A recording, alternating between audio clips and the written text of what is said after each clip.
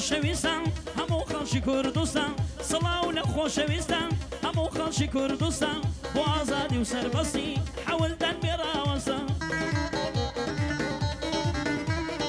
لم کاتی بانگشیا تواوی خاوناسان همو بربجیرکان سلاو لکاندیدکان تایبت کاندیدی پارتی دموکراتی کردستان سلاو ریزمیا سرکوتن بو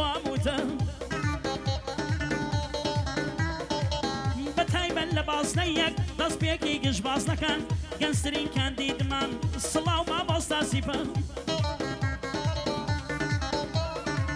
کوڕی عەزیز ئەدۆیە هەڵکەوتۆ لە شێروانیان کوڕی عەزیز ئەدۆیە هەڵکەوتۆ لە شێروانیان هەڵبژاردەی بارزانی کاک مەسعودی سەرۆکمان هەم مامۆستای زانکۆیە هەم دەرچوویە بۆریزان هەم مامۆستای زانکۆیە هەم دەرچوویە بۆریزان بۆیە هەڵیان بژاردۆ سڵاو لە مالە بارزان بۆیە هەڵیان بژاردۆ سڵاو لە مالە بارزان پەروەردەی عەزیز ئەدۆی ڕۆڵەی شۆڕشی گوڵان ژمارە 25 پاڵێوراوە کاکسیپان ژمارەی 25 پاڵێوراوە کاکسیپان ئەگەر دەنگێکمان هەبێ ئەو دەزانین بەشایان ئەگەر دەنگێکمان هەبێ ئەو دەزانین بەشایان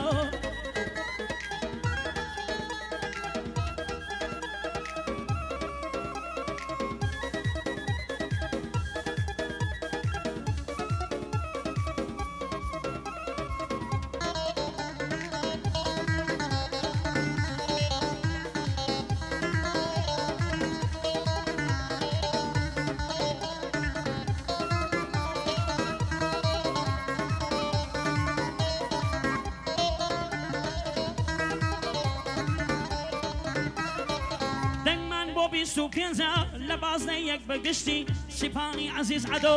کوردانەیە ڕەوشتی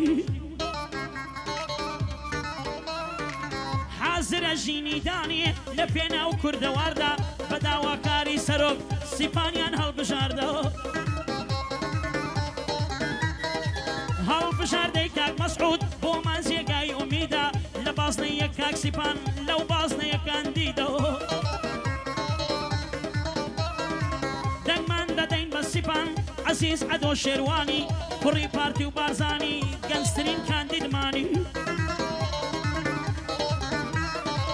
کوڕی وەکو کاک سیپان پێویستە بۆ ئەو ڕۆکە سیپان تاکە کاندیدا هەڵبژاردەی سەرۆکە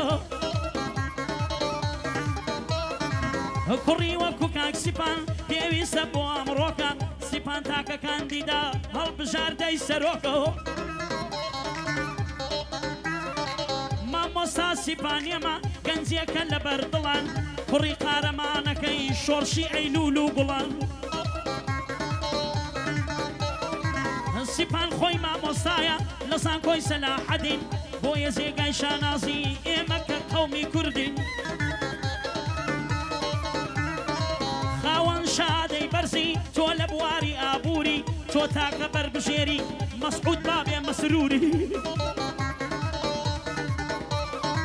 ئەینەوەی پێشمەرگەکەی کۆمارەکەی مەهاباد ئەینەوەی پێشمەرگەکەی کۆمارەکەی مەهاباد وەدی بێنە بۆ گەلت بە متمانەوە ئاوات لە شۆڕشی بارزانیان هەم یەکەم و هەم دووهەم لە شۆڕشی بارزانیان هەم یەکەم و هەم دووهەم تایەفەی تۆی تێدا بوو بۆیە سیقەت پێ دەکەم داواکاری سەرۆکە سیپان پاڵێ وراوە داواکاری سەرۆکە سیپان پاڵێ وراوە شارەزای چوار زمانە بەوە نیە گەنجە لاوە بە زمانی ئینگلیزی و فارسی و کوردی و عەرەبی سیپان هاتۆ خزمەتکە لەگەڵ ڕێز و ئەدەبی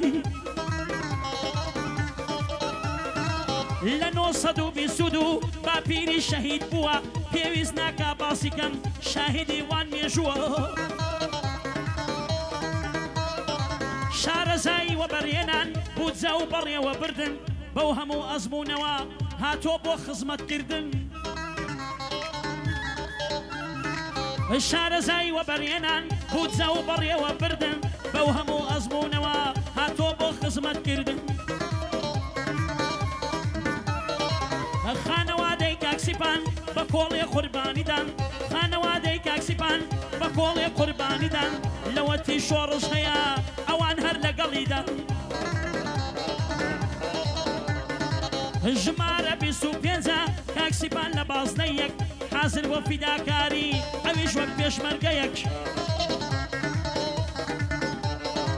دەچمە سڵاوی سەرۆک کاکە مەسعودی ڕابەر دەچمە سڵاوی سەرۆک کاکە مەسعود ڕابەرە بۆ هەموو خاک و خەڵکی کوردستان تازی سەرە دەچمە سڵاوی سەرۆک کاک مەسعودی ڕابەرە بۆ هەموو خەڵک و خەڵکی کوردستان تازی سەرە کاک مەسعود هەرکان دیدێ تۆ پاڵپشتی لێ دەکەی ئێمەش بە دەنگەکانمان دیاری دەکەین زێگەکەی ئەی سەرۆکمان بارزانی تۆ سیپانەدا هەڵبژار ئەی سەرۆکمان بارزانی تۆ سیپانەدا هەڵبژار ئێمەش بە دەنگەکانمان ئەوە بۆ بەختامان نرد لە بازنەی یەک لاسی هەموو پارێزگای ئەولێر لە بازنەی یەک لاسی هەموو پارێزگای ئەولێر دەنگ دەدەین بە 25 سیپان عەزیزی زوامێر لە ئێستاوە چۆتە نێو ئەنجومەنی نوێنەران لە ئێستاوە چۆتە نێو ئەنجومەنی نوێنەران گەنج و لاوی بە ئەزمون سەرێکە لە ناو سەران دەنگمان بۆ کاک سیپانە هەڵبژاردەی ئەوانە سیپان عەزیز شێروانی پاڵێ و راوی بارزانی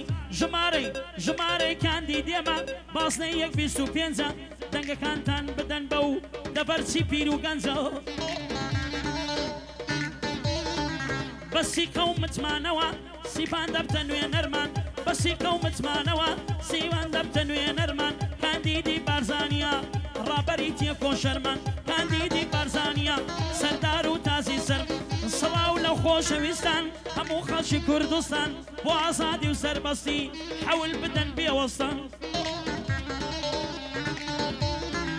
لەم کاتی بانگەشەیە تەواوی خاوەناستان هەموو بەربژێرەکان سڵاو لە کاندیدەکەن تایبەت کاندیدی پارتی دێموکراتی کوردستان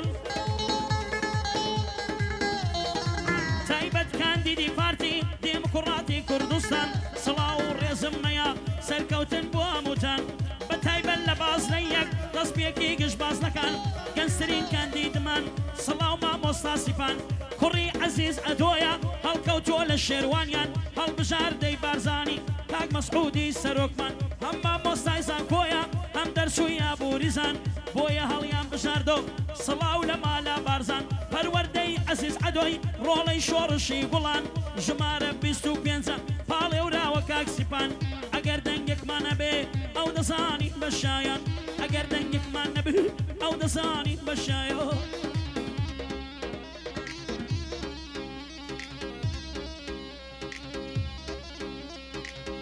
سڵاو لە بنەماڵەی عەزیز ئەدۆ شێروانی سڵاو لە مامۆستا سیپانی خۆشەویست هیوادارم بگا بەو شتەی کە دەیهەوێت کە شایانێتی سڵاوی لێبێت شێروانیە دیاز کوردم شێروانیمە شێرێ ماڵا بارزانیمە دیاز کوردم شێروانیمە شێرێ ماڵا بارزانیمە